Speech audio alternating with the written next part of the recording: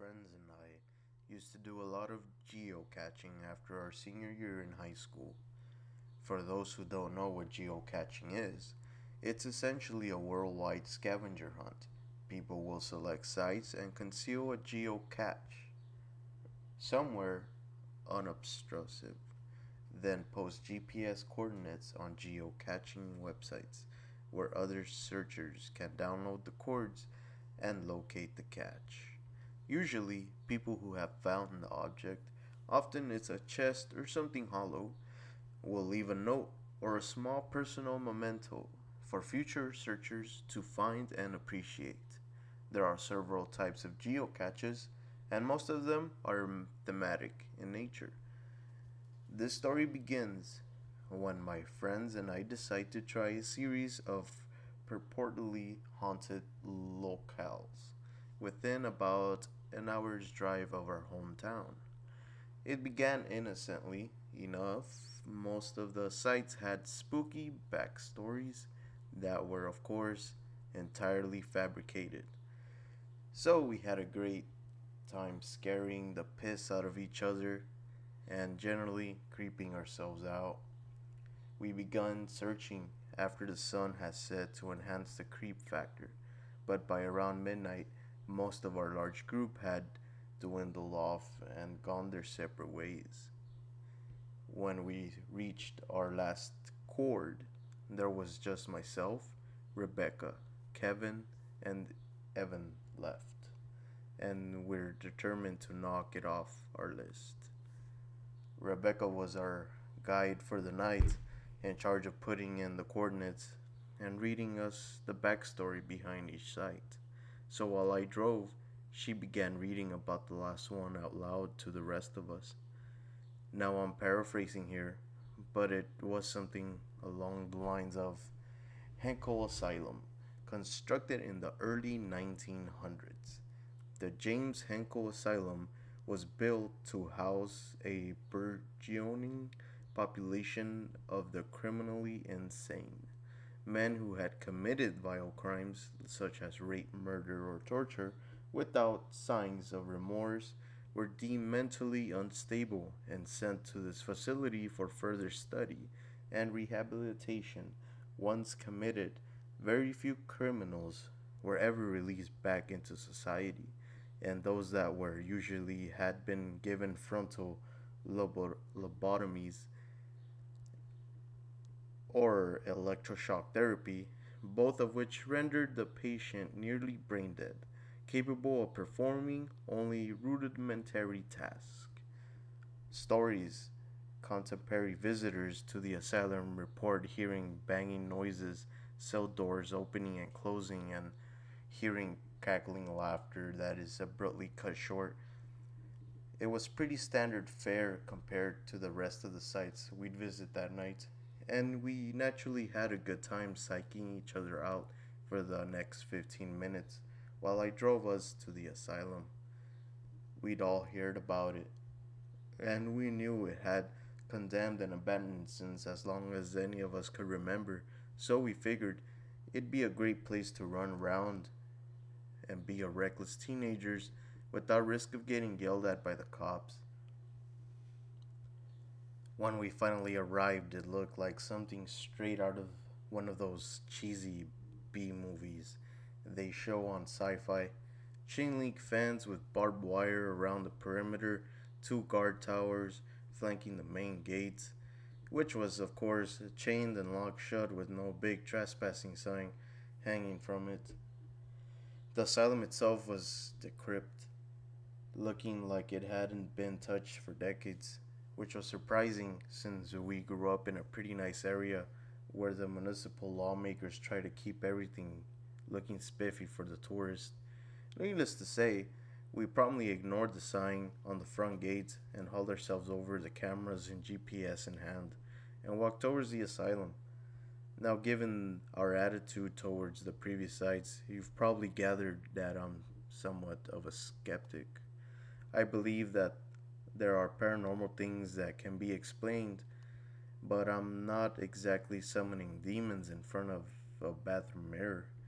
So when we opened the main door to the asylum, which was conventionally unlocked, I dismissed the cold burst of wind as just stale pent up air, but rushing out of being trapped inside for so long. My friend's bravado, however, quickly disappeared, and they began shuffling their feet nervously at the entrance. Hesitant to cross that invisible threshold, I took point, shiving them along with prodding taunts, and eventually everyone was inside. It wasn't as good as I thought it'd be. Things were relatively clean, and the entire building looked like it had been gutted. The paint was peeling, tiles popping up here and there, and the metal trim near the baseboards of the wall was in desperate need of some rust begone. But aside from that, the place was entirely empty. No crazy ass chairs with leather straps or gurneys lying haphazardly around. Just an old reception desk and two hallways leading off to the different wings.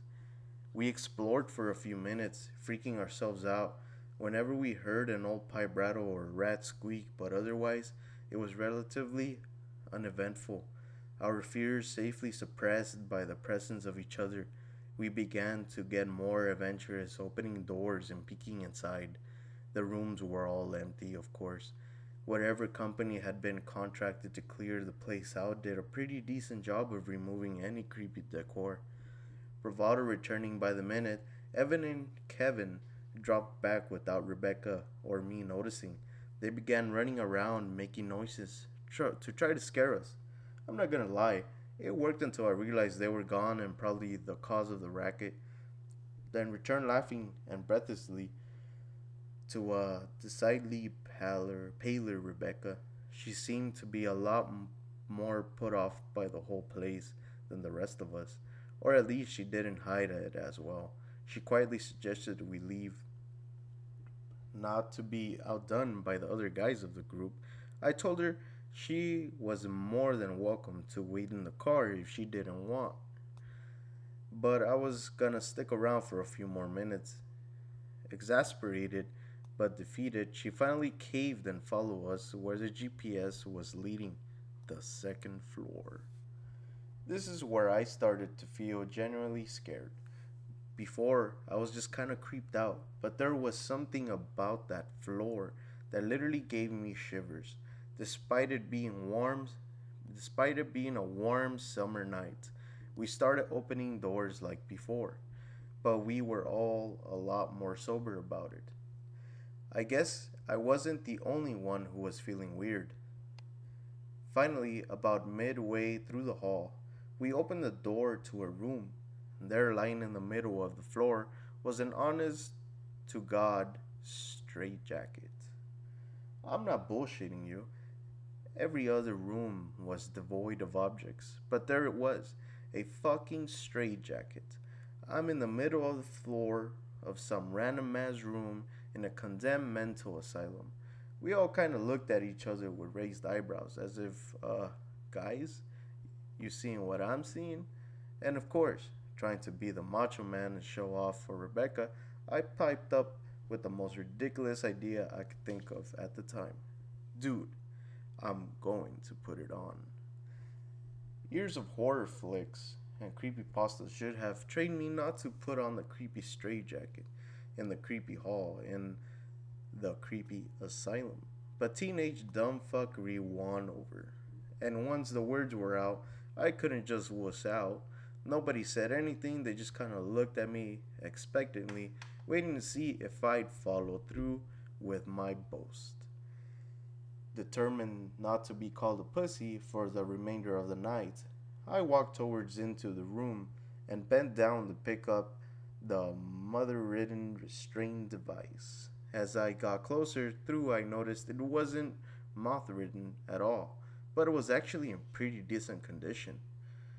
I mean, it had a few stains here and there, but it didn't really smell and it seemed intact enough to put on.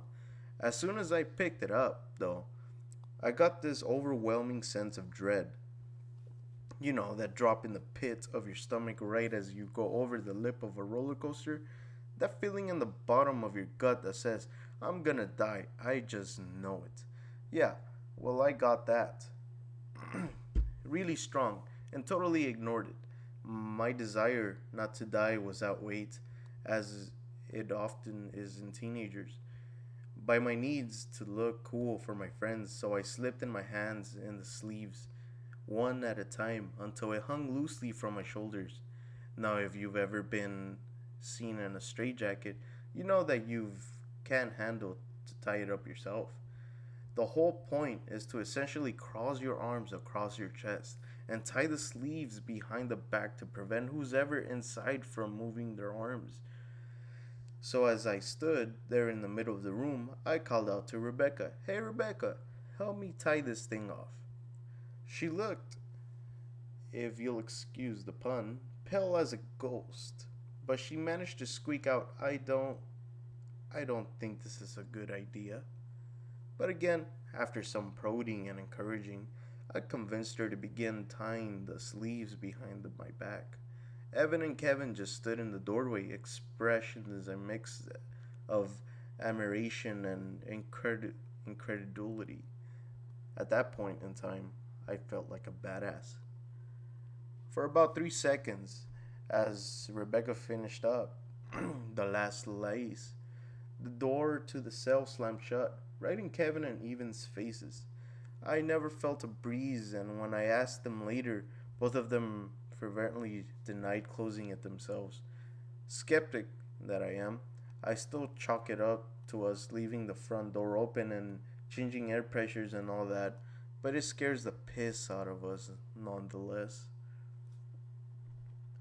Then, I felt a pressure on my chest, like someone was sitting on it, or as if someone was pulling the sleeves tighter behind me, and it began to get harder to breathe.